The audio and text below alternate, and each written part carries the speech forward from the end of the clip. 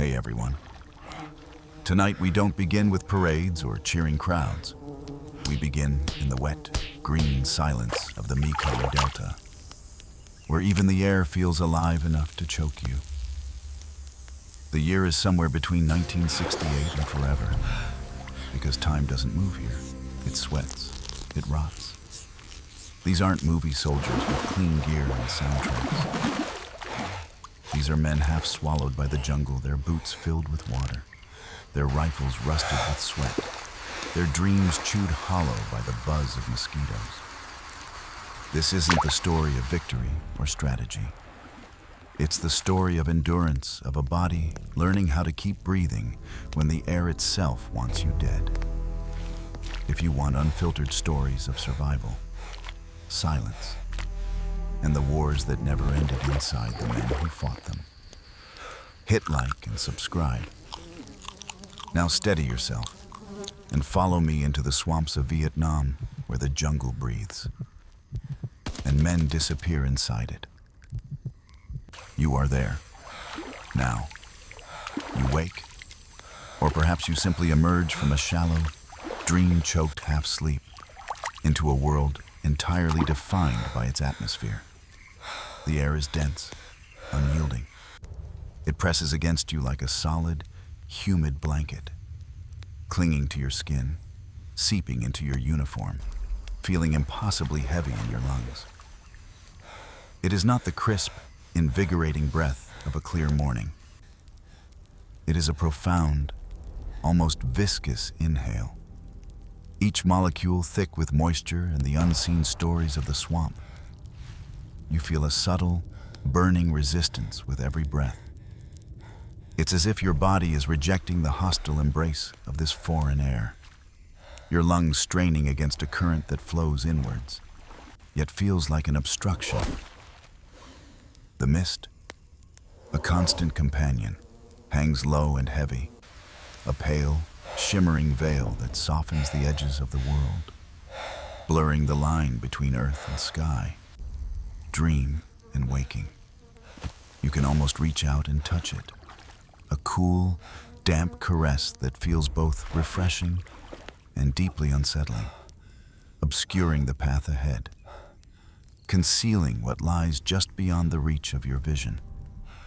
It carries a scent unique to this place, a rich, earthy aroma, interwoven with the sharp tang of decay, the sweet sickness of rotting vegetation, and something else, something indefinable, a subtle whisper of quiet panic that seems to seep from the very ground, from the air you struggle to draw in. It is a primal scent, ancient and potent, a reminder of life and death intertwined, a silent promise of the delicate balance that holds sway here. Above it all, or perhaps permeating it from within, is the ceaseless chorus of the jungle's smaller inhabitants. Insects, in their untold millions, create a sustained, high-pitched hum. It's a vibrating wall of sound, less a noise, more a presence. Like the static rain on an old radio, it's a constant white noise that filters into every thought, every sensation, a background thrum that becomes the very heartbeat of this place. This buzzing symphony never truly ceases. It reminds you of the vast, unseen life that surrounds you, that crawls and flies and whispers just beyond your sight, always listening, always observing. Dawn here isn't a sudden burst of light, no triumphant breaking of the darkness. Instead, it's a slow, almost reluctant transformation, a gradual staining of the pervasive fog. The grays begin to shift, to blush with faint hints of orange, then a muted, watery yellow, as if the sun itself is hesitant to fully commit to illuminating this place. It is a subtle unveiling, a gentle widening of the world's opaque eyelids, revealing not clarity, but simply a different shade of obscurity. Shadows merely deepen into new patterns, the shapes of distant trees emerging like ghosts from the swirling mist, only to recede again, softened by the persistent veil. It's a world perpetually veiled, perpetually hushed. Even the light seems to hold its breath, waiting to see what unfolds beneath its watchful, watery gaze. You are here now, and you understand, with a clarity that chills your very core, that in this place, the air itself isn't a neutral medium for life. It's a conscious, breathing entity, one that observes, judges, and endlessly tests the limits of how long you can truly endure its suffocating embrace. It is a relentless, unspoken challenge, one you must meet with every single, arduous breath. The world outside your eyelids may blur, but within, the true battle rages, a ceaseless campaign waged against the elusive promise of true rest. Night and day here don't exist as distinct entities. They melt into a single, endless, humid hallucination. Time loses its anchor, becoming a fluid, shapeless thing that stretches and contracts according to the feverish dictates of your mind and the relentless oppression of the environment. You find yourself navigating a twilight existence, where the boundaries of waking and dreaming blur, creating a continuous, unsettling trance. Your body aches for surrender, for the deep, restorative oblivion that normal sleep offers. But your mind, a sentinel ever alert, refuses to yield its post. The mosquito net, your flimsy shield against the insistent hordes of the night, hangs in tattered ribbons, a poignant symbol of defense slowly eroded by the relentless jungle. Through its frayed mesh, you can almost feel the unseen, vibrating presence of countless wings, their high-pitched buzz an incessant, irritating mantra that penetrates every thought. It's a sound that drills into your brain, a constant reminder of the permeable membrane between you and the wild. An audible manifestation of the countless tiny threats that seek to feed upon your fleeting moments of stillness. Even before you stir, before the first conscious thought takes shape, a cold, viscous sweat already clings to your back. A damp shroud that has permeated your uniform, your skin, the very air around you. It's a permanent fixture. This clammy chill, a testament to the inescapable humidity that permeates every fiber of existence here. The body, an instrument of endurance pushed to its limits, broadcasts a desperate, primal plea for rest. Every muscle fiber screams, every bone aches with a profound weariness that seeps into your very soul. You yearn for the comfort of a bed, the soft oblivion of a peaceful night. But the brain, a tireless guardian, remains unyielding in its vigilance. It's an instinctual refusal to fully detach, a primal fear that silence equals danger. Your ears, sharpened by necessity, become finely tuned antennae, straining to decipher every subtle nuance in the symphony of the night. Every distant splash in the water, every rustle in the dense foliage, every soft whisper of the wind through the tall grasses. Each is cataloged, analyzed, weighed for its potential threat. It's a constant, exhausting vigil, a state of hyper-awareness that drains your mental reserves faster than any physical exertion. And so, the precious few moments you manage to snatch for unconsciousness are fraught with tension. Every dream, if it can even be called that, ends abruptly, violently. It's a sudden, jarring jolt back to the harsh reality of your surroundings. A visceral lurch that pulls you from the brink of oblivion. Sometimes, it's a shout, muffled and distorted by distance, that snaps your eyes open, your heart hammering against your ribs. Other times, it's a sudden, chilling realization, a flash of insight that tells you, with stark clarity, that you never truly surrendered to sleep at all.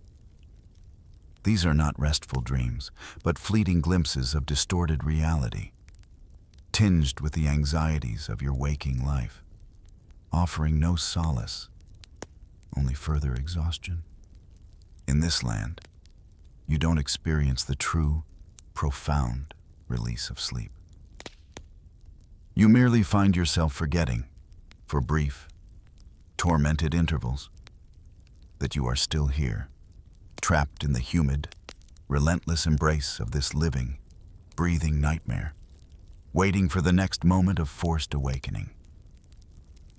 The concept of morning, as you once understood it, is a distant, almost mythological idea here. There's no gentle awakening, no fresh start imbued with the promise of a new day. Instead, dawn here is merely a subtle, often imperceptible, shift in temperature, and an intensification of the odors of decay that cling to everything. The cool, damp chill of the deepest night gives way to a slightly warmer, still heavily laden air, a palpable change that registers not as comfort, but as a deepening layer of oppression. The darkness lightens. Yes, but only to reveal the full, potent palette of decomposition that has settled over the land like a shroud. The air you breathe, the fabric that touches your skin, the ground beneath your worn boots, all are infused with a complex, unforgettable scent.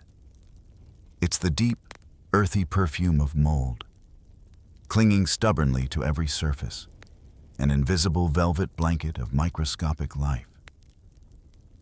It mixes with the damp, heavy odor of cloth that never truly dries, perpetually saturated with sweat and the moisture of the jungle.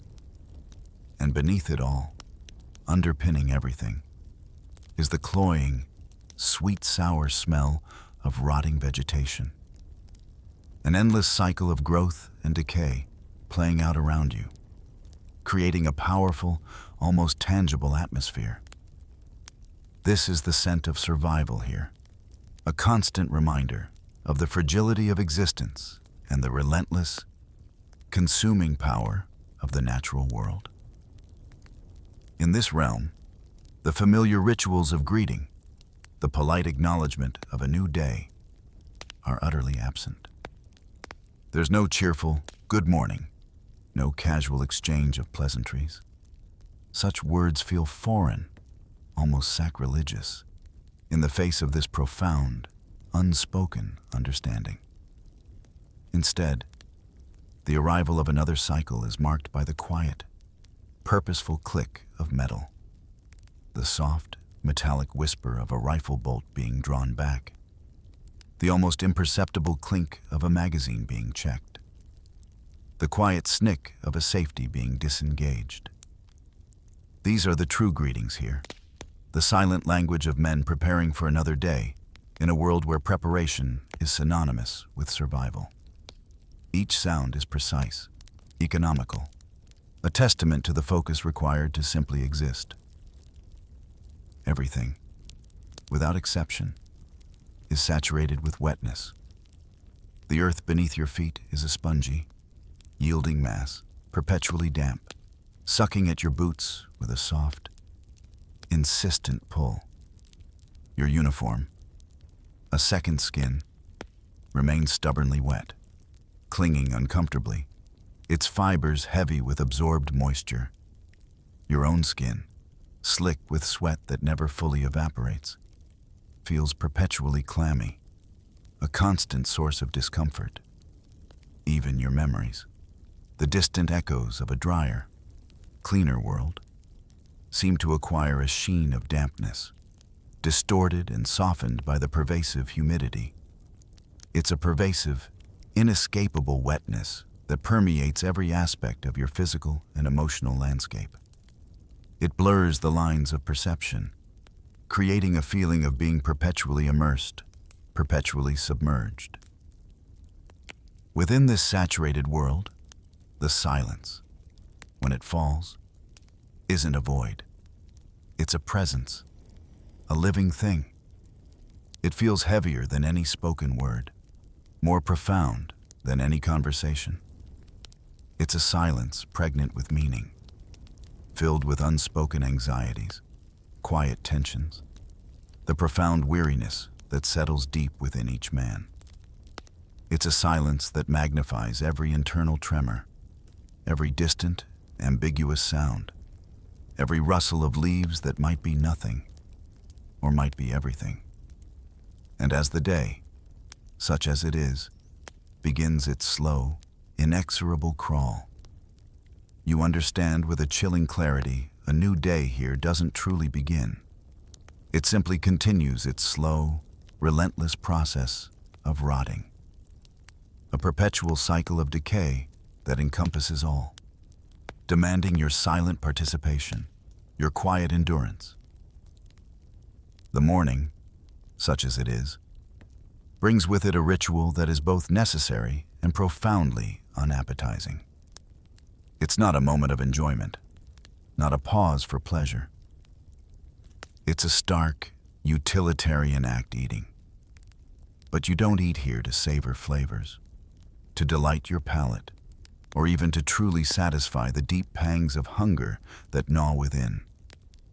You eat to forget the very taste of life, to dull the keen edges of reality, and primarily, to simply fuel the worn machinery of your body for the next relentless stretch of miles, the next unseen challenge. The rusted cans, their labels often faded or torn, sit before you like small, metallic mysteries. Each one is a promise of sustenance, however meager. When the can opener finally bites into the aged tin, there's a distinct, almost melancholic hiss, a sound that carries the faint, acrid whisper of machine oil, a mechanical breath escaping into the humid air. The contents, often a bland, uninspiring stew or a greasy bump processed meat, are shoveled out with a utilitarian efficiency. Alongside these, the crackers, their texture dry and unforgiving, crumble like chalk between your fingers, leaving a fine, dusty residue on your lips. They offer little in the way of flavor, only a dry, starchy density, a promise of caloric intake without any hint of culinary joy. And then there's the coffee, not the rich, aromatic brew of home, but a dark, metallic liquid, its flavor strangely reminiscent of the gun barrel of your M16, a bitter, industrial tang that scalds your tongue as it goes down. It's meant to shock you awake, to offer a momentary jolt of energy. But mostly, it just serves as another reminder of the pervasive, industrial taste of this harsh reality. Nobody here eats for pleasure. The act is purely functional. It's a grim necessity, a forced ingestion of calories to ensure the engine keeps running, to stave off the complete collapse that constant exertion and deprivation threaten. Each mouthful is a transaction, a direct exchange of discomfort for the energy required to simply put one foot in front of the other for the next few hours, the next few difficult miles. As you consume this meager fare, the grease from the rations clings stubbornly to your lips, a slick, unpleasant film. And it's there, on that glistening surface, that the mosquitoes, those tireless, unwelcome companions, find yet another point of access. They land with an infuriating nonchalance, their delicate legs testing the sticky surface, their proboscis preparing for another meal, utterly unbothered by your presence, by your very act of eating. They're a constant, buzzing insult. a vivid reminder of the hierarchy of this ecosystem, where you are often just another source of sustenance. Between the strong, cloying smell of rendering fat from the rations, the faint, acrid scent of wood smoke from a nearby cooking fire, and the ever-present, pervasive odor of your own sweat, a profound silence still reigns. It's not the comfortable quiet of a shared meal, but a weighty, introspective silence, broken only by the mechanical sounds of eating. The clink of metal, the rustle of packaging. Each man is lost in his own thoughts, his own struggle, his own quiet battle against the encroaching jungle and the relentless exhaustion. The food doesn't nourish your spirit here. It merely delays the inevitable.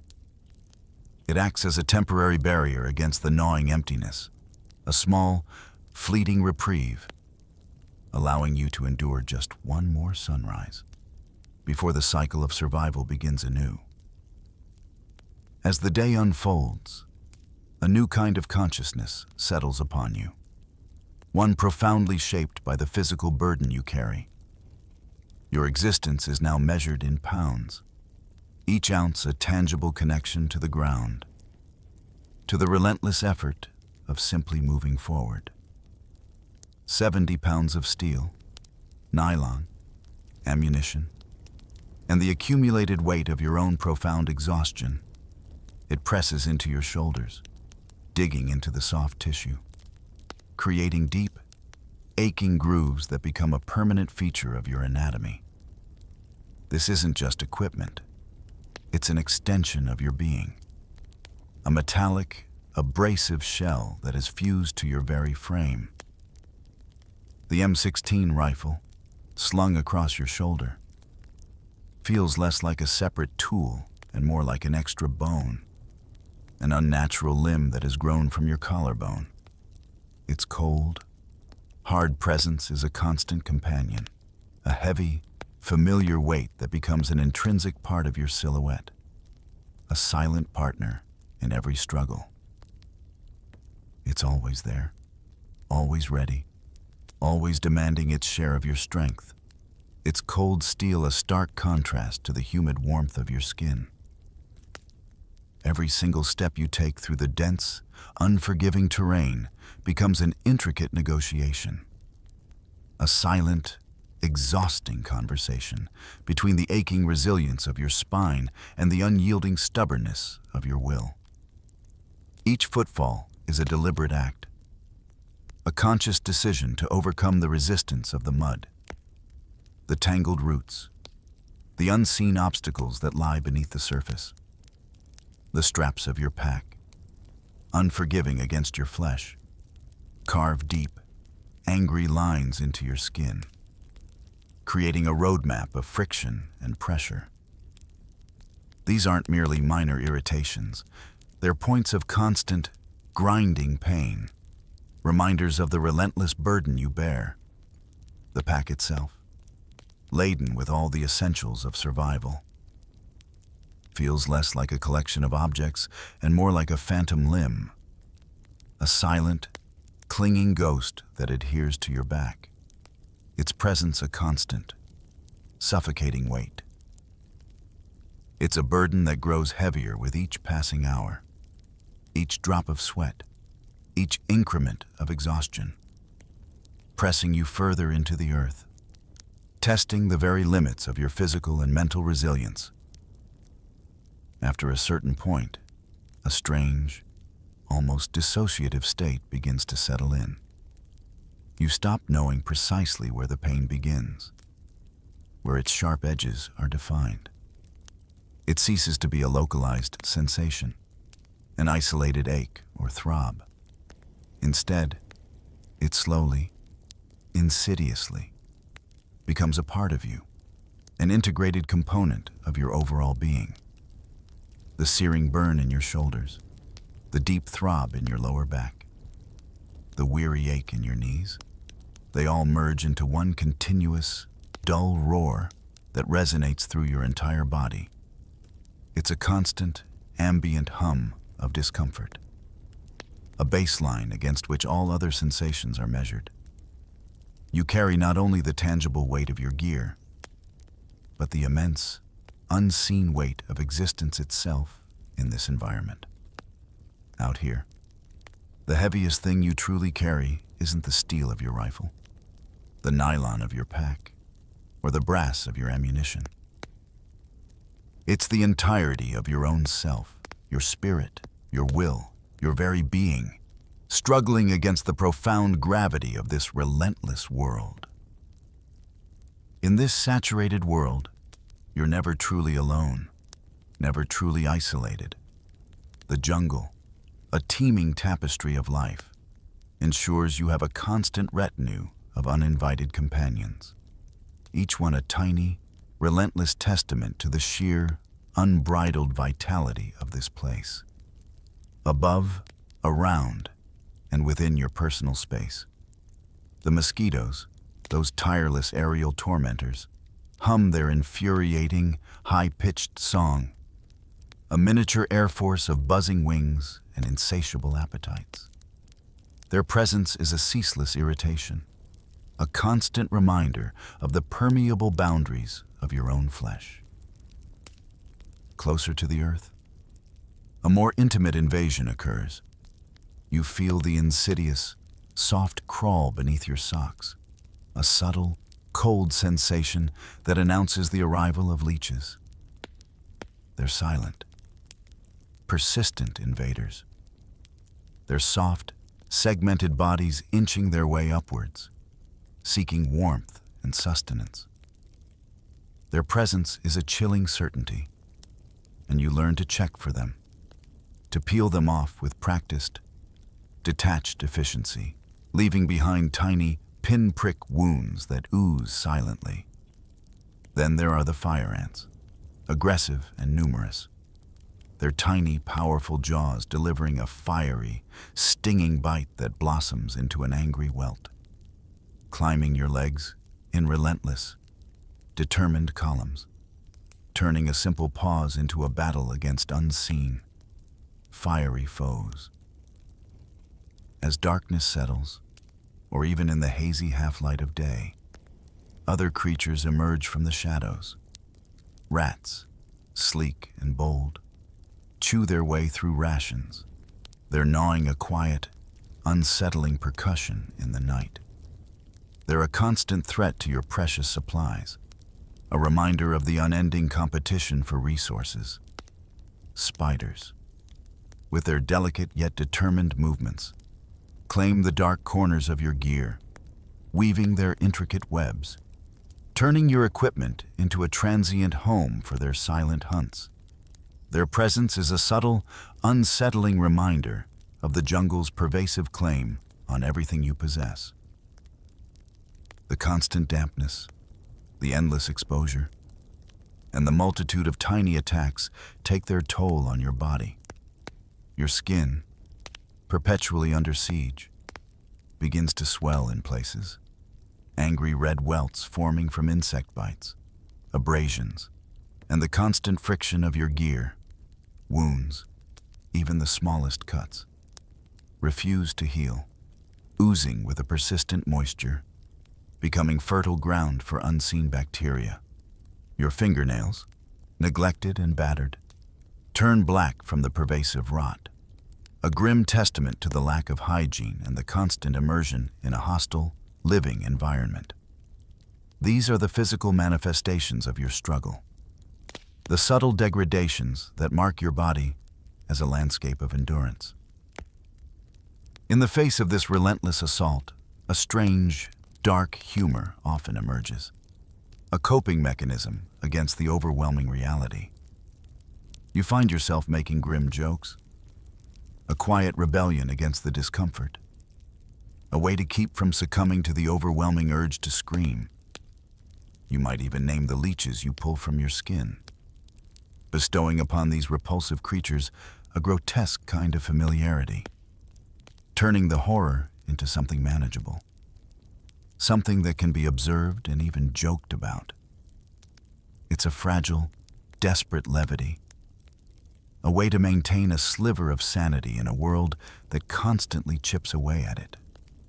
For out here, you realize with chilling certainty the only truly alive things, the ones that thrive and persist with undeniable vibrancy, are the ones feeding on you, taking sustenance from your very struggle. A constant, humbling reminder of your place in this ancient, unforgiving ecosystem. The river, the omnipresent veins of the delta, presents itself as a paradox. Its surface shimmers like polished glass under the hazy sunlight, reflecting the dense canopy above with an almost serene beauty. Yet, this tranquil facade is a deceptive curtain, a whispered promise of calm that conceals a deeper, darker truth. Below that placid surface, unseen and unspoken, lurk teeth, venom, and the silent, heavy secrets of countless forgotten lives. The river isn't merely a path or a boundary. It's a sentient entity, a patient guardian of its own profound mysteries. As you navigate its labyrinthine channels, the current makes its presence known, a slow and steady pull that tugs at your boat, your raft, your very body as you wade through its shallows. It's a patient force, relentless and inexorable, gentle as a caress, but with the unwavering power of a hand around your ankle, subtly drawing you deeper, further into its embrace. You feel its silent invitation, its quiet insistence, a reminder of the greater power that flows beneath you, around you, a current that understands no resistance, only acceptance. Hidden within these murky depths, invisible to the casual glance, are the ancient predators. Crocodiles drift unseen, their leathery hides perfectly camouflaged against the dark water, their eyes just breaking the surface like twin bumps of moss. Watching with a primordial patience, their presence is an unspoken threat, a chilling awareness that keeps your senses heightened. Snakes, masters of the water, cut through the current with effortless grace, their movements as fluid and silent as whispers, their venomous presence a constant, unseen danger. You learn to scan the surface, to discern every ripple, every shadow, searching for the telltale signs of these hidden dangers. And then there are the microscopic invaders, the unseen parasites that wait with insidious patience for the smallest breach in your skin, the tiniest cut or abrasion, to crawl in and begin their unseen colonization. These are the silent enemies, the ones that leave no immediate mark but slowly, insidiously, begin their work from within, reminding you that even the most pristine-looking water can harbor unseen threats. Every paddle stroke you make, every dip of the oar into the thick, dark water, sounds eerily like a blade slicing through skin. It's a soft, rhythmic thwack, a morbid whisper that echoes in the humid air. A constant reminder of the delicate line between moving through this environment and being consumed by it.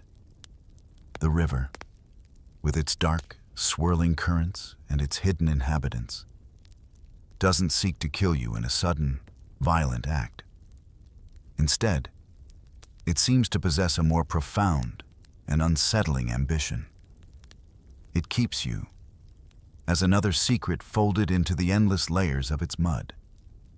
It absorbs your fears, your struggles, your very essence, taking you into its ancient, silent embrace. It's a timeless collector of stories, a quiet guardian of all that passes through its waters, and it waits, with infinite patience, to claim its next secret, adding it to the countless others it has already held within its dark, unyielding depths.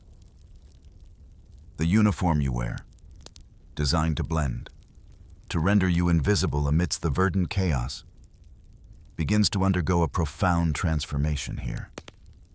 The jungle, with its relentless embrace, reclaims its colors, not just optically, but physically. The intricate camouflage patterns, once distinct, start to fade, losing their sharp edges, becoming blurred and indistinct by the pervasive forces of sweat, the clinging mud, and sometimes the somber, rusty stain of blood. Your olive drab, once a military standard, becomes something else entirely.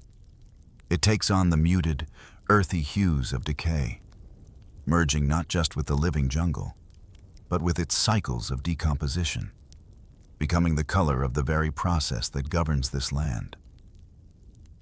Every cut, every scrape, every tiny abrasion on your skin becomes an open invitation for infection, a gateway for the unseen bacteria and fungi that thrive in this perpetually damp, nutrient-rich environment. What might be a minor wound in a different climate becomes a persistent, festering threat here, swelling, weeping, and refusing to heal cleanly. Each bead of sweat that rolls down your skin, a constant, unavoidable outpouring, doesn't merely cool. It feeds the invisible multitude, providing moisture and warmth for the bacteria that colonize every inch of your exposed flesh. Your body becomes a micro-ecosystem, a landscape of tiny, unseen battles against the ever-present pathogens. Slowly, subtly, a new scent emerges, a permanent perfume that clings to you, to everything you touch, to the very air around you. It's the inescapable smell of man, a raw, primal musk of exertion and fear, intermingling with the sharp, clean scent of gun oil from your meticulously maintained weapon. These familiar human and industrial odors then merge with the heavy, organic fragrance of the swamp itself, the rich, cloying sweetness of decay, the damp earth, the unseen organisms. It becomes one singular, unforgettable aroma, a testament to your deep immersion in this environment, a constant olfactory signature that marks you as a part of its complex, suffocating embrace. And as this merging occurs, you observe a poignant parallel. Your rifle, once a pristine instrument of steel and precision, begins to acquire the same patina of decay as your surroundings. Rust, a creeping, inexorable force, starts to bloom across its metallic surfaces, a testament to the pervasive moisture and the lack of reprieve. It rusts as fast as your very sanity, mirroring the slow, subtle erosion of your inner self, the gradual dulling of your sharpness, your clarity. The lines of what was once distinct, man, machine, jungle, begin to blur, dissolving into a single, cohesive entity. Camouflage here doesn't merely hide you. It begins the profound, unsettling process of erasing what is left of who you once were, transforming you into another indistinct part of the vast, green, living, and rotting tapestry of this war-torn landscape. As the hazy light reluctantly withdraws, giving way to the profound, encompassing darkness of the jungle night, a new, complex symphony begins. The stillness isn't silence, it's merely a different kind of sound. The jungle, awakened by the cloak of night, finds its true voice, a chorus of ceaseless activity. Frogs, in their untold legions, begin their guttural groans, a deep, rhythmic bass line that vibrates through the very ground, a pulsing, primal beat. Distant rifles echo, sharp cracks that splinter the dense air, carrying with them the chilling promise of unseen conflicts. And beneath it all, resonating within the confines of your own chest, you feel the persistent, heavy pounding of your own heart, a drumbeat of anxious anticipation. Every sound, no matter how faint or indistinct, becomes a profound question, an urgent interrogation whispered into the night. Is that rustle a creature of the forest? Or something more sinister? Was that a bird's call or a coded signal? Every snapping twig, every dripping leaf, every distant splash, each requires immediate interpretation, a frantic parsing of information. And conversely, every silence, every sudden, unexpected lull in the jungle's endless chorus becomes a warning, a chilling premonition that something is wrong, that an unseen threat is drawing near, holding its breath just beyond your perception. The absence of sound is often more terrifying than its presence, for it signifies a deliberate, watchful stillness. In this oppressive quiet, the sounds of human frailty become amplified. Someone breathes too loud, the deep, ragged intake of air sounding like a thunderclap in the dense stillness. A vulnerability exposed, a target unwittingly revealed, and tragically, in the same moment, somewhere nearby, someone else never breathes again, their final exhalation lost to the humid air, their silence swallowed by the vast, indifferent jungle. The thin veil between life and death feels impossibly fragile here, a boundary easily transgressed by a single misstep, a solitary sound. The stillness that precedes an ambush, that terrifying moment of suspended animation before violence erupts, is far worse than the chaos of gunfire itself. It's a silence so profound, so heavy, that it feels like a physical weight pressing down upon you, squeezing the air from your lungs, accelerating the frantic beat of your heart.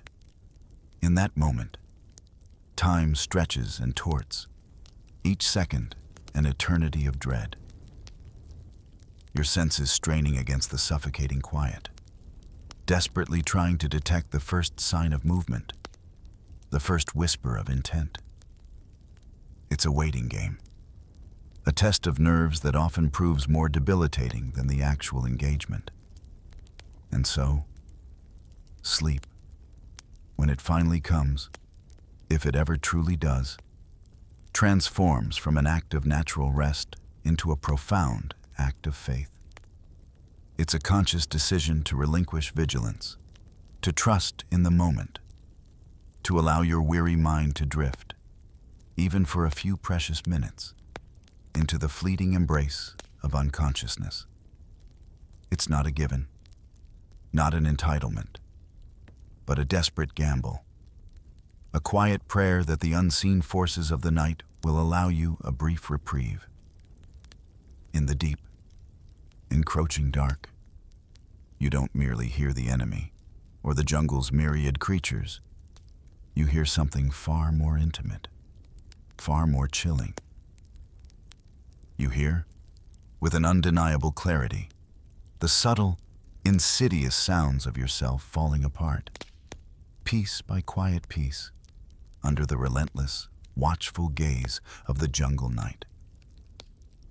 The final, relentless adversary you face in this land isn't a visible enemy, not a hidden creature. It's an omnipresent, overwhelming force that seeps into your very bones. The heat. The sun, a brutal, unforgiving orb, hangs in the sky like a monstrous, glowing coal, burning with an intensity that seems to pierce through the thick, atmospheric fog, illuminating the air itself as it presses down upon the earth. Its light isn't benevolent. It's a searing, relentless assault, a constant reminder of the inferno that envelops you.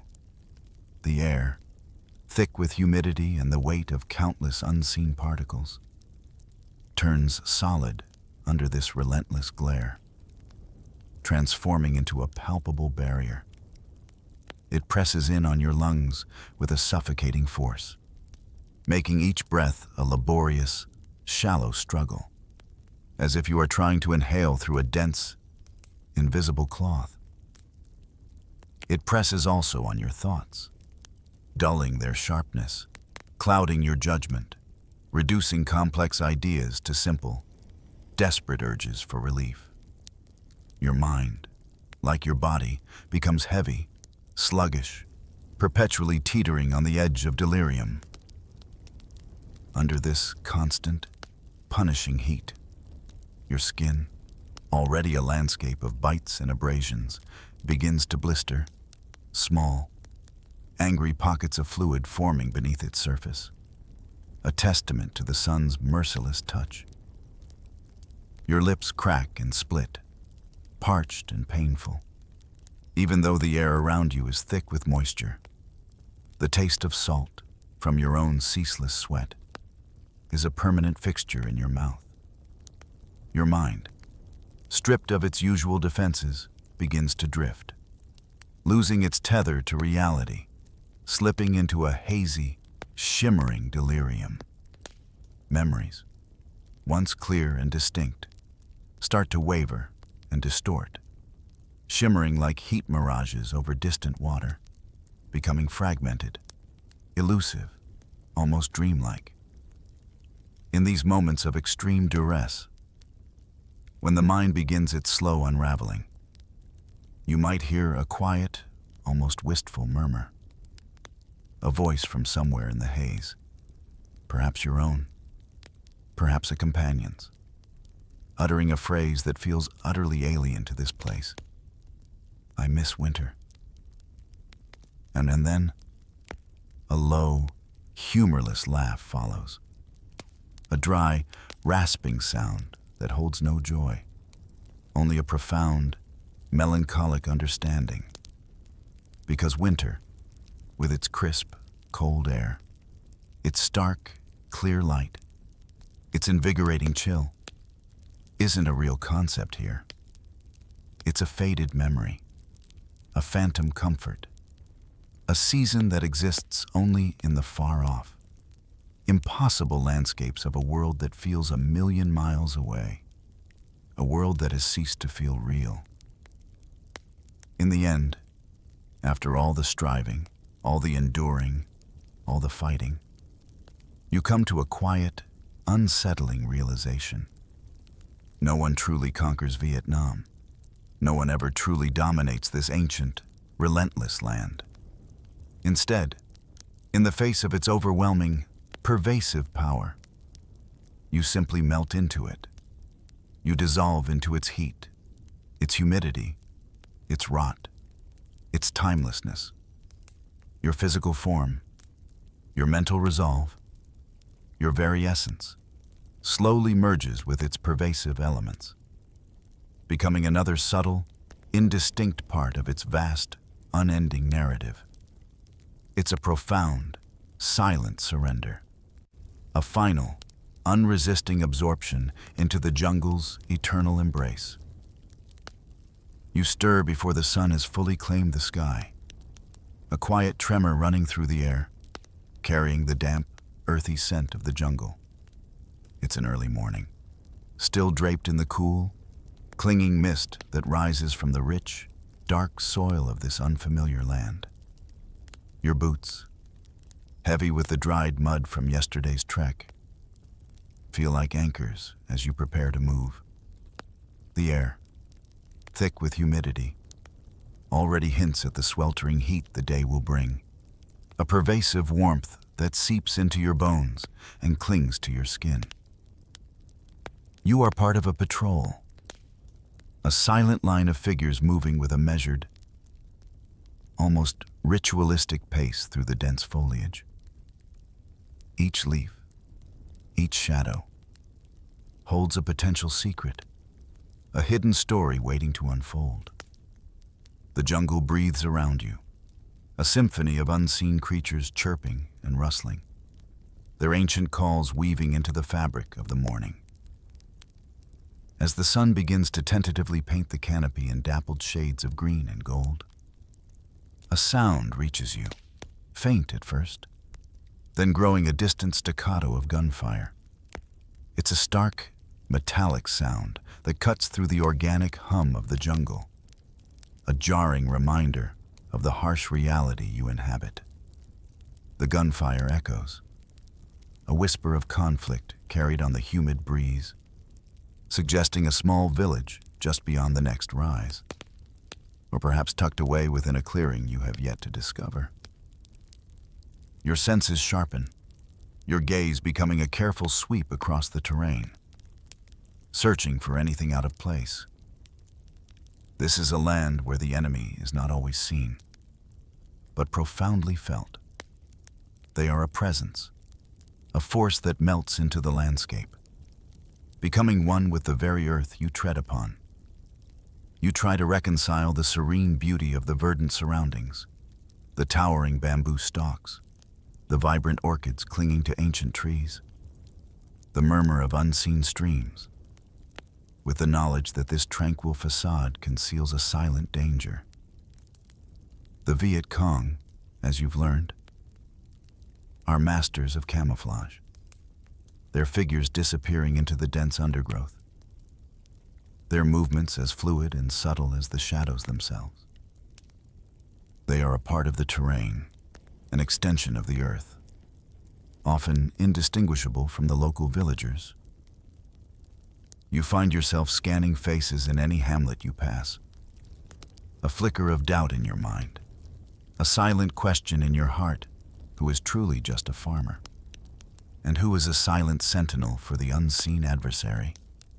It's a weight that presses on your thoughts, a constant, low thrum of uncertainty. The goal of your patrol is clear, yet deceptively complex to locate them, to pressure their presence, and ultimately, to clear the area, bringing a semblance of order to this wild, unpredictable territory. But how do you clear what you cannot easily see? How do you pressure an enemy that vanishes like mist? This question hangs heavy in the humid air, a silent challenge. Every step you take is deliberate, every glance a calculated risk. The wisdom, passed down in hushed tones, resonates deeply within you. Every path here could be a trap. It's not a warning you hear with your ears, but one that sinks into your very being, becoming an intrinsic part of your every movement.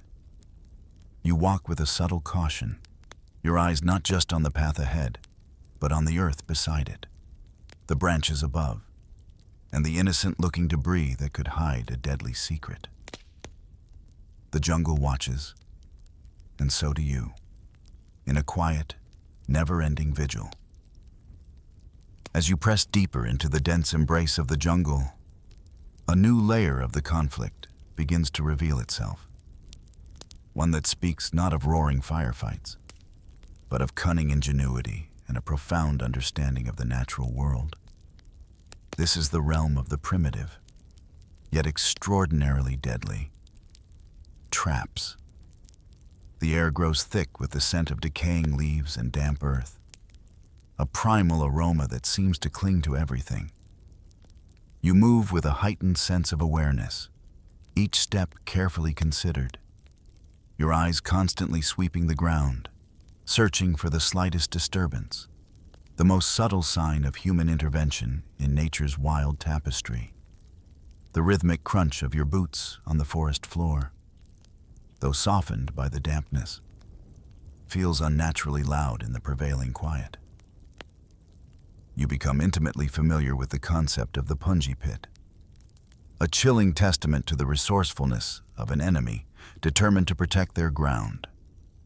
Imagine, if you will, a seemingly innocuous patch of earth, perhaps just a slight discoloration in the otherwise uniform forest floor, or a scattering of leaves carefully arranged. Beneath this thin veneer lies a hidden pit, often no more than 3 feet deep, yet large enough to ensnare an unwary foot. And at the bottom, or projecting upwards from the sides, are sharpened bamboo spears. These aren't polished, gleaming weapons. They are crude, hand-carved stakes, sometimes as long as 12 to 18 inches, whittled to a needle-sharp point. They are often coated with a crude, organic poison, perhaps animal feces, decaying plant matter, or sometimes even snake venom, designed not necessarily to kill quickly, but to inflict a debilitating infection that would slowly, agonizingly, incapacitate. The thought of such an injury, far from medical help, sends a cold shiver down your spine, even in the humid warmth. Then there are the tripwires, almost invisible threads of fishing line or thin wire, stretched taut between trees or anchored to a bush, just inches above the ground. You learn to scan the jungle at ankle height, looking for that glint of unnatural straightness amidst the natural chaos. These tripwires are often connected to homemade bombs, perhaps a captured grenade, or a simple charge of explosives packed into a tin can. The explosion, when it comes, is not just a sound. It's a visceral shockwave that vibrates through the very ground you stand on. A sudden, concussive force that shatters the fragile peace of the jungle. Each such discovery, each painstakingly diffused device, slows your progress, not just physically, but psychologically. The tension ratchets up another notch, a silent, internal alarm bell ringing continuously. You also encounter the deeply unsettling examples of how everyday items are repurposed with deadly intent. A child's basket, seemingly innocent, casually discarded by the side of a path, could be nothing more than a decoy, a subtle invitation to distraction, or, chillingly, it could conceal a carefully booby-trapped grenade, rigged to detonate with the slightest movement. The sheer psychological impact of this tactic is profound. It plants a seed of suspicion in your mind about every object, every discarded item, every seemingly benign aspect of the environment. Is that a real vine or a camouflaged wire? Is that a natural depression in the earth or a carefully concealed snare? To counter this pervasive threat, your unit advances with a painstaking caution, an almost meditative rhythm of vigilance. Soldiers sweep the roads and trails with mine detectors, their rhythmic, high-pitched beeps cutting through the jungle's hum, searching for the metallic signatures of buried dangers. It's a slow, deliberate dance with fate. Each sweep a silent prayer for an empty signal. Every suspicious rustle, every unexpected depression in the earth, every discarded item becomes a moment of intense scrutiny. This constant, pervasive threat, while not always resulting in direct confrontation, infiltrates your mind, slows your every move, and raises the overall tension to a constant, grinding level. The jungle does not just conceal the enemy, it actively becomes an instrument of their will, a silent architect of harm, always watching, always waiting. In this landscape where every shadow might conceal a threat and every step could invite danger, survival became an intricate, almost spiritual practice of vigilance. You quickly learned that discipline and patience were not just virtues, but absolute necessities, woven into the very fabric of your daily existence. The routine, once unfamiliar and cumbersome, transformed into a fluid, almost meditative dance with the land, a sequence of actions designed to keep you and your companions safe. Each morning, as the damp mist still clung to the trees and the first rays of sunlight pierced the canopy, this ritual of detection would begin, a silent, deliberate unfolding of caution. The first crucial step, almost instinctual, was the meticulous sweep for mines. You would watch, or perhaps even be, one of the engineers, moving with a practiced slowness, their mine detectors swinging in wide, careful arcs across the earth. The device, an extension of their senses, would emit its telltale hum, a low, constant drone that would suddenly spike into a high-pitched shriek if metal was detected beneath the surface. Each sweep was agonizingly slow, covering perhaps only a few inches at a time, sometimes less. After the detector, long, thin probing poles, often made of lightweight metal or hardened fiberglass and several feet in length, would be gently inserted into the earth, testing for softness, for unnatural voids, for the telltale resistance of a buried object. This wasn't about speed. It was about thoroughness, about a quiet determination to leave no hidden threat undiscovered. Once the immediate path was deemed clear, attention would shift to what were known as spider holes. These were camouflaged, often very narrow, concealed tunnels or fighting positions, dug into the earth and barely wide enough for a single person to crouch inside. They were like the secret burrows of an elusive creature, invisible until you were almost on top of them. You'd learn to look for disturbed earth, for a slight incongruity in the natural flow of the vegetation, or the faint scent of human presence. A team would carefully probe these holes with their poles, or sometimes a brave individual would have to slowly, cautiously, peer down into the dark, damp opening, their heart pounding with the knowledge of what might be waiting. After the ground and its hidden burrows were assessed, the patrol would move to inspect any huts or structures encountered in a village or settlement. These were not just simple dwellings. They were often places where the enemy might hide weapons, supplies, or even themselves. Each hut would be approached with caution, every doorway and window treated as a potential point of ambush.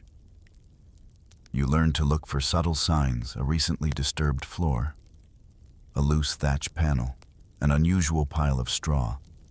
Inside, every corner, every storage jar, every sleeping mat would be carefully, respectfully, but thoroughly checked. The air inside these huts often carried the faint smell of wood smoke, rice and damp earth, mingling with a silent tension. The entire operation was a coordinated ballet of movement and observation. While one squad was meticulously sweeping a section of the road or inspecting a hut, another squad would position itself to provide covering fire, their eyes scanning the surrounding jungle, their weapons at the ready. This interlocking coverage was paramount. No one moved in isolation. Road patrols, the forward elements pushing into new territory, would never advance until the path directly in front of them had been unequivocally cleared. A painstaking process that could turn a journey of a few miles into an odyssey lasting several hours. The pace was dictated not by speed, but by safety. You understood, with a profound clarity, that a single mistake, a moment of lapsed concentration, a hasty step, could mean not just injury, but death. This was the stark, unrelenting truth of your existence in this land. Survival wasn't about heroics. It was about methodical, disciplined attention to detail, a quiet, almost meditative focus on the immediate surroundings. It was about developing an almost sixth sense for danger, an intuitive understanding of the jungle's subtle language. Patience, then, was not merely a virtue. It was the very essence of living to see another sunrise. Each cleared path, each safely bypassed trap, was a small, silent victory, a testament to unwavering vigilance. Beyond the immediate, ground-level dance with unseen dangers, there existed another, broader realm of strategy, a world of maps and intelligence, where decisions were made that would shift the entire landscape of your mission. You might find yourself in a dimly lit command tent, the canvas walls muffling the distant sounds of the jungle, a stark contrast to the open air. Here, the air was thick with the scent of stale coffee and the quiet rustle of maps being unfolded. Lieutenant Colonel Robert R., a man whose eyes held the quiet wisdom of countless operations, would lead the command brief. His voice, calm and measured, would cut through the tension, guiding the gathered officers through the intricate web of intelligence and planning. This was where the larger picture began to form, where the puzzle pieces of skirmishes, captured documents, and intercepted communications were painstakingly fitted together. Estimating enemy strength was a delicate art, a balance of fragmented information and educated guesswork. Was it a small, agile patrol group, or a more entrenched, larger force? Where were their supply lines? What were their probable movements? These questions hung in the humid air of the tent, each answer leading to another layer of complexity. The table, laden with maps, bore the marks of countless previous discussions. Pencil lines tracing potential routes, red circles denoting suspected enemy strongholds. The primary objective for this particular phase of the operation was to deliver a surprise blow, to catch the guerrillas off balance before they could melt away into the jungle's impenetrable embrace.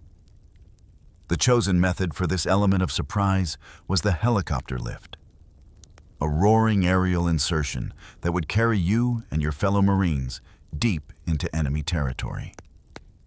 You'd visualize the scene, the rhythmic thud, thud, thud of the rotors tearing through the morning air, the powerful downdraft whipping the trees below, and then the swift, precise landing in a clearing, deploying troops directly into the heart of the operational zone. It was a potent symbol of American air power, a way to circumvent the meticulously laid ground traps and ambushes that so often hampered conventional movement. Air mobility was, in essence, a strategic chess move designed to drastically reduce your exposure to the pervasive ground ambushes. Instead of slowly, painfully, tracing a path through miles of booby-trapped jungle, you would be swiftly transported, covering vast distances in minutes rather than hours or days. This minimized the time you spent vulnerable on trails and rivers, places where the enemy held a significant advantage. The concept was elegant in its simplicity. Deny the enemy their preferred battleground by moving above it. The planning involved meticulous coordination between the infantry commanders on the ground and the air support pilots who would ferry you into battle. Every detail, from the precise landing zones, carefully scouted from above for any hidden dangers, to the timing of the liftoff and insertion, was rehearsed and synchronized. The scale of this maneuver was impressive. The plan was for the force to move approximately 50 miles, a significant distance over this challenging terrain, to strike deep into an area considered entrenched enemy territory. You would be leapfrogging over layers of known threats, aiming to achieve a strategic depth that conventional foot patrols could only dream of.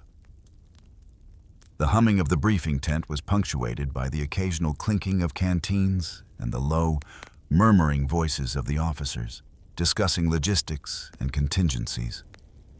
As the brief concluded, a sense of quiet determination settled over you. You might not know what lay ahead in the dense jungle, but the meticulous planning, the careful consideration of every variable, instilled a quiet confidence.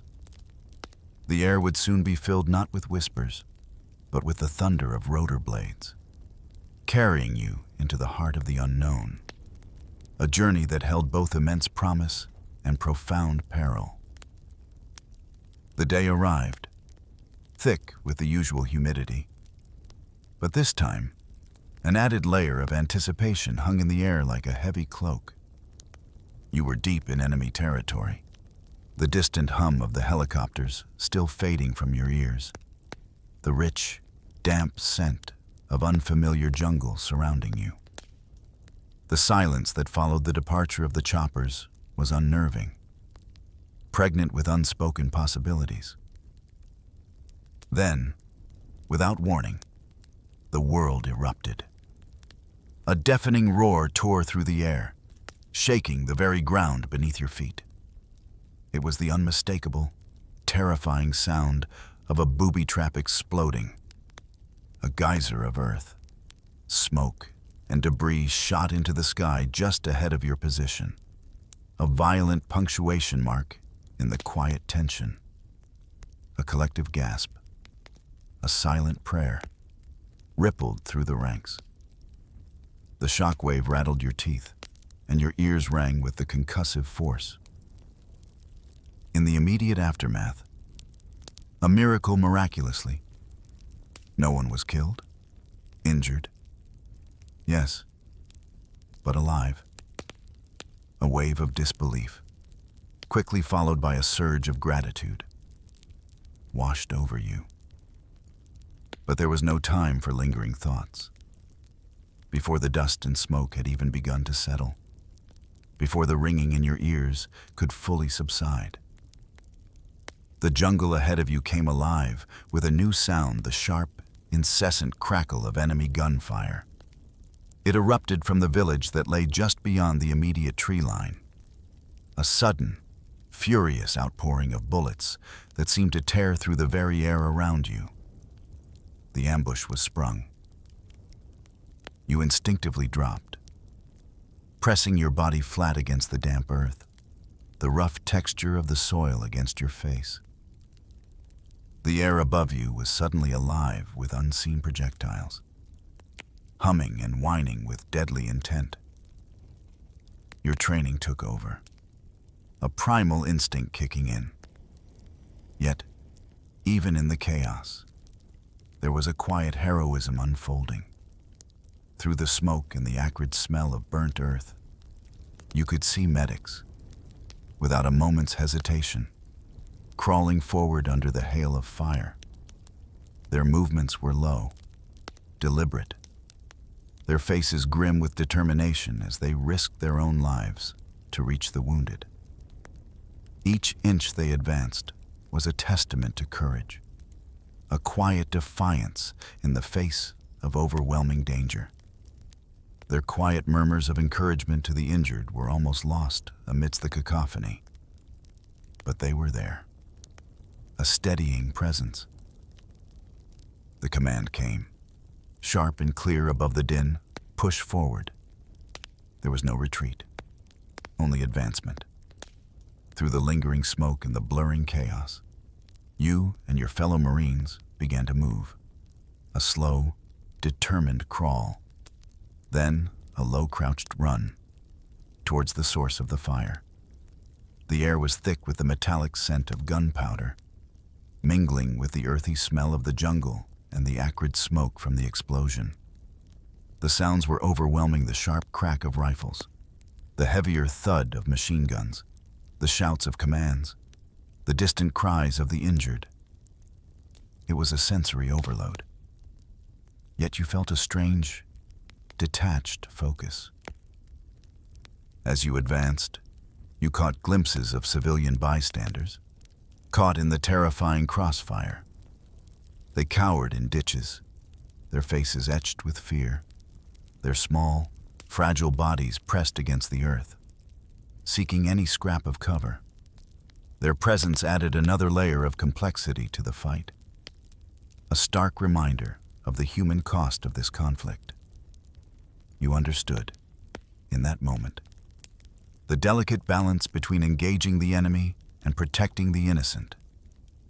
But Delta Company, your unit, was a force to be reckoned with. Their superior firepower, a relentless torrent of automatic weapons and carefully aimed shots, slowly but surely began to overwhelm the ambushers. The initial fury of the enemy fire began to falter, to thin, to lose its intensity. Eventually, after what felt like an eternity, the ambush finally broke. The enemy, unable to sustain the assault against the concentrated might, began to withdraw, leaving behind a lingering silence, punctuated only by the cries of the wounded and the heavy breathing of those who had just survived the roar and the rush. As the immediate fury of the ambush subsided, replaced by a tense, watchful quiet, the true nature of the ground you now held began to reveal itself. The air still hung heavy with the smell of gunpowder and the damp earth, a stark reminder of the recent conflict. Your mission now shifted from direct combat to a methodical, painstaking search. You and your fellow Marines began to carefully sweep through the village and the surrounding jungle, moving with a renewed sense of caution, for the enemy, though pushed back, was rarely truly gone. The jungle, you knew, could hold more secrets than initially met the eye. The initial search quickly uncovered an astonishing network of hidden fortifications. You found elaborate trench systems, snaking through the undergrowth like ancient scars on the earth. These weren't simple, hastily dug ditches. They were carefully constructed, often reinforced with logs and earth, providing excellent cover and concealment. Then came the tunnels and dugouts, hidden entrances leading into the earth itself. These were particularly unsettling, as they suggested a labyrinthine world beneath your feet, a hidden dimension where the enemy could vanish and reappear with unnerving ease. The sheer scale of these constructions hinted at a prolonged, deeply entrenched presence, a level of commitment that went beyond a fleeting ambush. This was a task for the combat engineers, the specialists who understood how to deal with such hidden complexities. They were called forward, their methodical approach a stark contrast to the earlier chaos. With their specialized equipment and calm demeanor, they began the dangerous work of demolishing these fortifications. You watched as they carefully probed suspected tunnel entrances, using long poles and flashlights to peer into the dark, damp recesses. Their work was precise, painstaking, often involving the setting of demolition charges to collapse the tunnels and destroy the dugouts. The explosions, when they came, were controlled and deliberate, a stark contrast to the wild chaos of the earlier booby trap. The importance of careful probing could not be overstated. The enemy, you understood, was cunning and often left behind secondary traps. Grenades rigged to explode when a tunnel was entered or a dugout was breached. Every movement, every decision by the engineers was a calculated risk. They moved with a quiet focus, their faces intent, knowing that a moment of carelessness could have dire consequences. It was a silent conversation between man and earth, seeking out hidden dangers before they could claim another victim. As the demolitions continued, and more of the hidden network was revealed, the evidence began to mount, confirming a chilling truth: the Viet Cong had held this area in significant force. This wasn't just a transient ambush site. It was a stronghold, a base of operations, a place they had invested considerable time and effort in fortifying. You might uncover discarded uniforms, old cooking fires, or even crude maps drawn on scraps of paper, each piece of evidence adding to the growing picture of their established presence. The atmosphere shifted from mere suspicion to a grim certainty. Further searches yielded captured supplies, rice, medical kits, spare ammunition, even propaganda leaflets. These weren't just scattered items. They were carefully cached, hidden away for future use. The discovery of these supplies hinted at a larger, more sophisticated logistical network, a vast web stretching through the jungle, supporting the unseen enemy. It suggested that their operations were more widespread, more organized than sometimes perceived. Finally, after hours of methodical clearing and demolition, with the village secured and the hidden threats neutralized, the search and destroy mission was declared complete. A sense of quiet accomplishment settled over the unit, mingled with the pervasive weariness. The immediate danger had passed. But the understanding of the enemy's deep roots in this land had only deepened. A subtle, profound shift in your understanding of the conflict.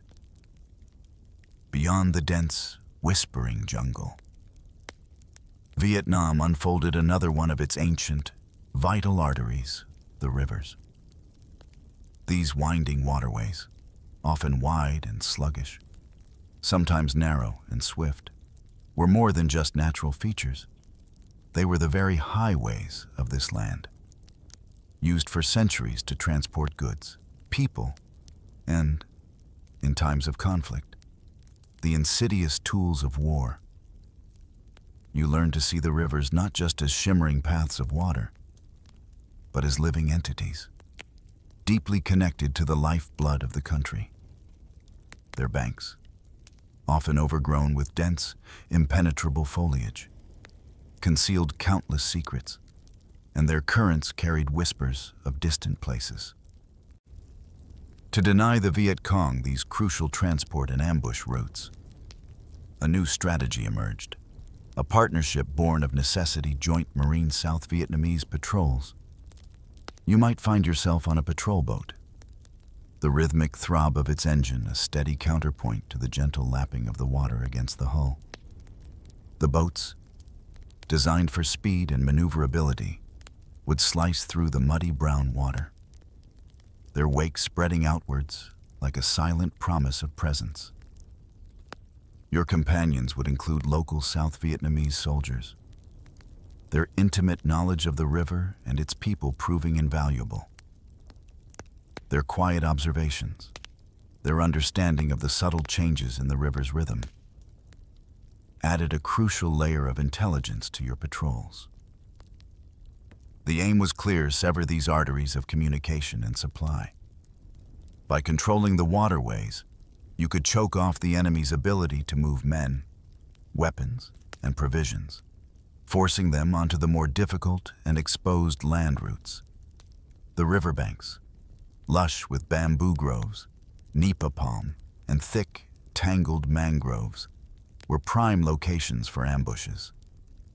You'd find yourself scanning these banks, your eyes constantly moving, searching for the telltale glint of a weapon or the subtle disturbance of a camouflaged position. The scent of stagnant water mixed with the sweet, heavy perfume of tropical flowers would fill the air, a constant reminder of the exotic beauty and hidden dangers of this environment. Swift assault boats, often armed with heavy machine guns, would sweep through streamside villages. These operations were characterized by an almost surgical precision, relying heavily on the element of surprise. You'd approach a village quietly, the engine sometimes cut to allow the boat to drift silently, only to roar back to life as you came within sight. The sudden appearance of armed patrol boats, bristling with intent, was often enough to cause a stir, forcing any hidden enemy elements to reveal themselves or melt away. The villagers, mostly farmers and fishermen, would often watch with a mixture of apprehension and quiet resignation as your boats passed, their faces revealing little of their true allegiances. Surprise was indeed your greatest weapon on the rivers. A sudden appearance, a swift, unexpected landing, could disrupt enemy movements and capture vital intelligence before they had a chance to react. You learned to navigate the winding tributaries, the hidden creeks that snaked off the main rivers, places where the jungle canopy met over the water, creating tunnels of green shadow. It was in these hidden places that the enemy often felt most secure, and where the element of surprise could yield the most significant results. The quiet of these shadowed waterways was profound, punctuated only by the drip of water from the paddles or the distant call of an exotic bird. These waterborne patrols extended the reach of military control deep into the rural zones, areas often inaccessible or too dangerous for ground forces. You were no longer confined to the main roads. The river became your highway, allowing you to penetrate the heart of the delta, bringing your presence to communities that rarely saw foreign soldiers. This expansion of control was a slow, methodical process, a constant ebb and flow with the rhythm of the river itself. Each patrol, each interaction, each quiet passage through a village on the river's edge was another step in a vast, complex effort to understand and secure this beautiful, yet deeply contested, land. The river kept its secrets, but with each passing boat, some of those secrets began to slowly reveal themselves. After the intense operations in the rivers and deep jungle, the focus shifted again, bringing you to a different kind of engagement, the methodical, house-by-house search in more populated areas. This was exemplified by Operation New York, a slow, deliberate sweep northward, an almost ponderous advance compared to the swift air insertions or river patrols. The pace was dictated by the painstaking nature of the task. Each building, each yard, each face scrutinized with unwavering attention. The air here was often tinged with the familiar scent of wood smoke from cooking fires, the sweet aroma of ripening fruit, and the earthy smell of crowded dwellings, a stark contrast to the wildness of the deeper jungle. You would find yourself part of a long, disciplined line of Marines, advancing through villages and hamlets, moving with a controlled slowness that belied the tension simmering beneath the surface. The objective was to search each house, each compound, for military-age men, the potential Viet Cong operatives who might be hiding in plain sight. This was a delicate operation, requiring a balance of firmness and respect, a task made infinitely complex by the cultural differences and the ever-present threat of a hidden enemy. You approached each dwelling with caution, your senses alert, your eyes scanning for any subtle signs of deceit or danger. Vietnamese interpreters were crucial to this process. They moved alongside the Marines, their voices calm and reassuring as they explained the purpose of the search to the villagers. You would watch as they questioned the residents, their words flowing in the soft, melodic tones of the local dialect. You learned to observe the subtle shifts in expressions, the evasiveness in an answer, the way a person might nervously glance towards a particular corner of a room. The interpreters were not just translating words, they were bridging a cultural divide, trying to glean truth from a complex tapestry of fear, loyalty, and self-preservation. This human element was both fascinating and frustrating, as trust was a fragile commodity in this war-torn land.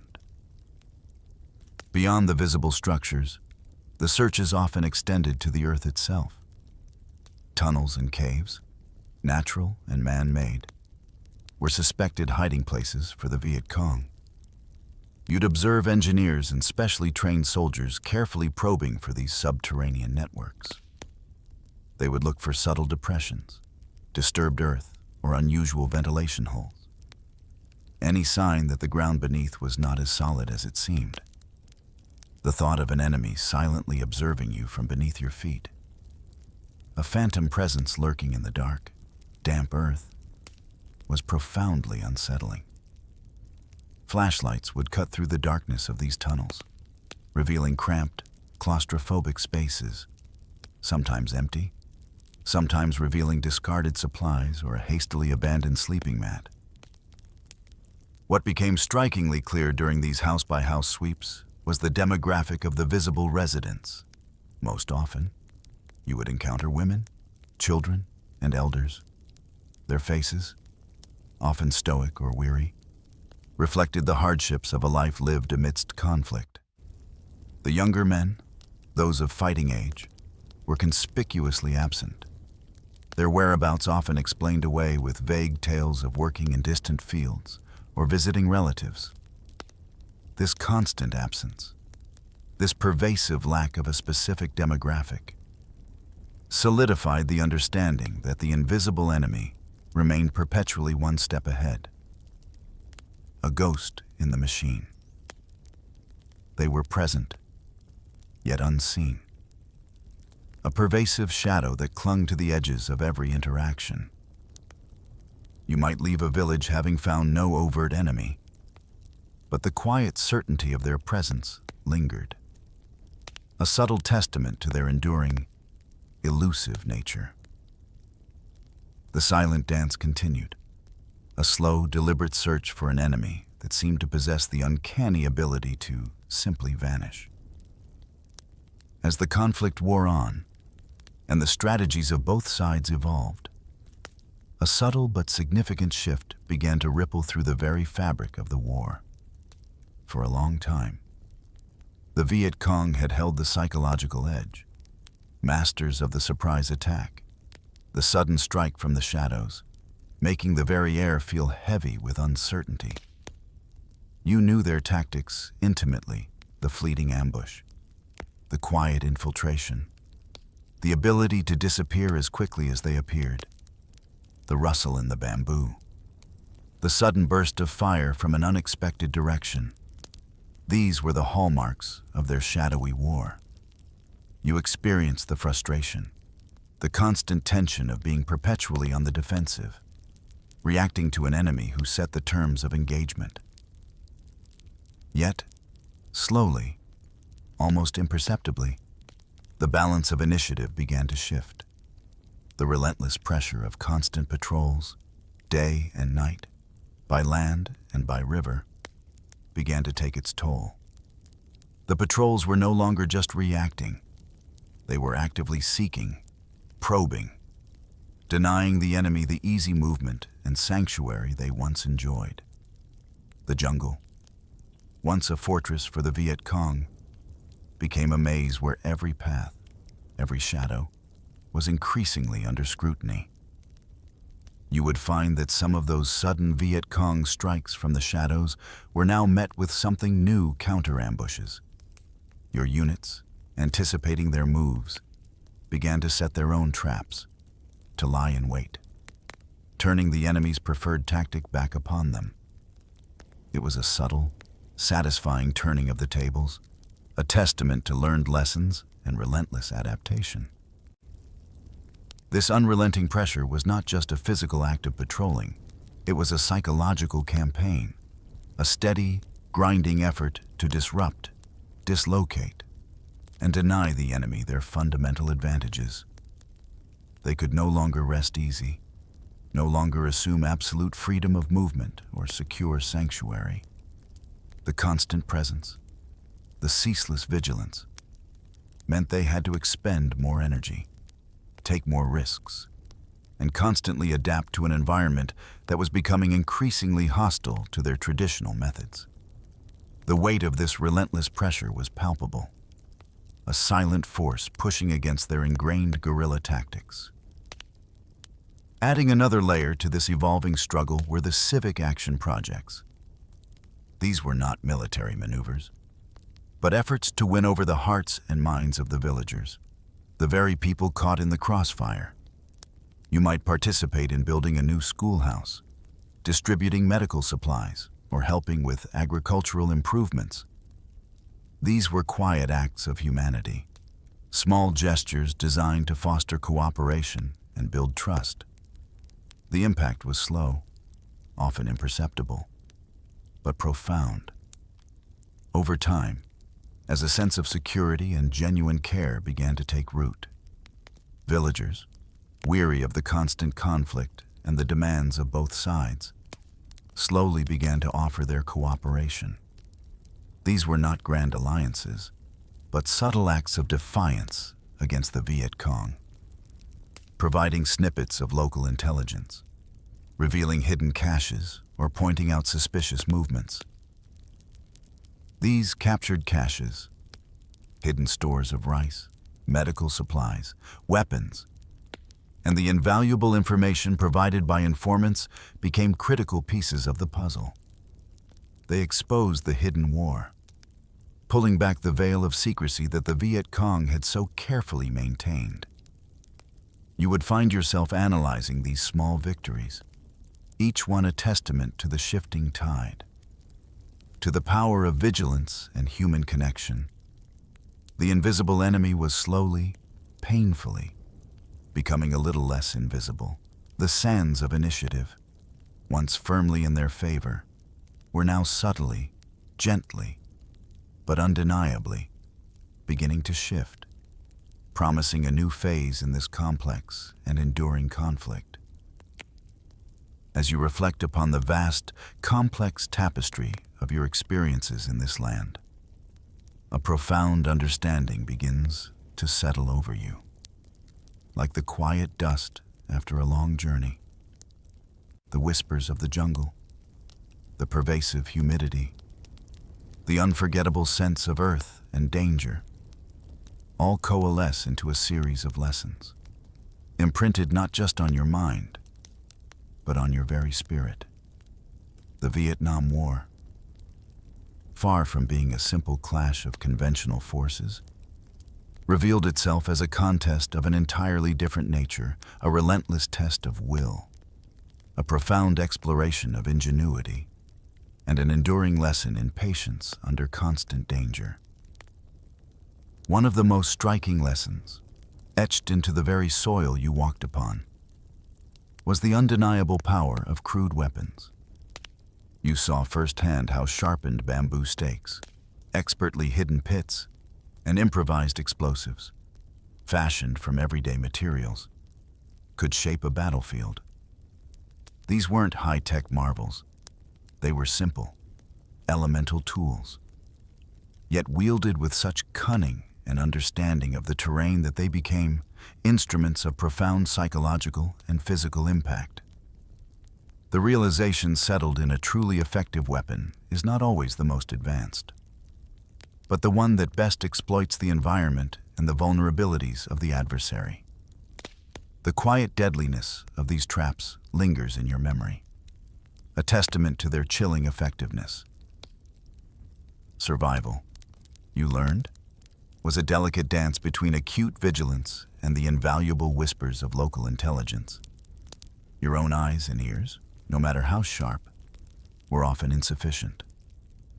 It was the nuanced understanding of the local populace, their observations, their insights, that often made the difference between safety and peril. This dependency on human connection, on trust forged in the crucible of shared hardship, underscored the deeply human dimension of the conflict. Far beyond the clatter of weapons, you understood that the true battlefield was often in the subtle exchanges, the unspoken agreements, and the quiet courage of those who chose to share their knowledge. The evolution of tactics became a crucial aspect of this contest. The implementation of flexible patrols, adapting to the enemy's own adaptability, truly changed the game. Whether by land, with careful, deliberate sweeps, by river, cutting off vital supply lines with swift assault boats, or by air, leapfrogging over entrenched defenses with the powerful thrum of helicopters. This multifaceted approach began to tip the scales. It was a recognition that no single method was sufficient, that success lay in a constant, fluid response to an ever-changing threat. The landscape dictated the movement, and the ingenuity of the troops adapted to it, a continuous improvisation in the face of the unknown. And then there were the silent heroes, the engineers with their probing poles and the soldiers with their mine detectors. These were the tools and the individuals who saved countless lives. Their painstaking, often monotonous, work was a constant act of quiet heroism, preventing unseen tragedies, neutralizing the hidden threats that lay beneath your feet. You remember the rhythmic sweep of the detectors, the deliberate push of the poles, each action a silent promise of safety to those who followed. These were not the glorious acts of combat, but the patient, methodical efforts that formed the very foundation of survival. In the end, as you close your eyes and let the images drift, the Vietnam War emerges not just as a historical event, but as a profound philosophical challenge. It was a contest of wills, certainly, but more deeply, a testament to human ingenuity in its rawest form. It showcased the immense power of adaptation, the psychological toll of an invisible enemy, and the enduring resilience of the human spirit in the face of unimaginable adversity. But perhaps the most enduring lesson, the one that hums quietly in your mind as you settle into the night, is this: the true weapon in that land of constant danger? The most potent force against the unseen and the unexpected was simply patience. Patience, held close through every hesitant step, every silent vigil, and every long, quiet day. And perhaps, somewhere in that vast green land, the echoes of that patience still linger, carried on the soft, humid breeze, waiting for morning.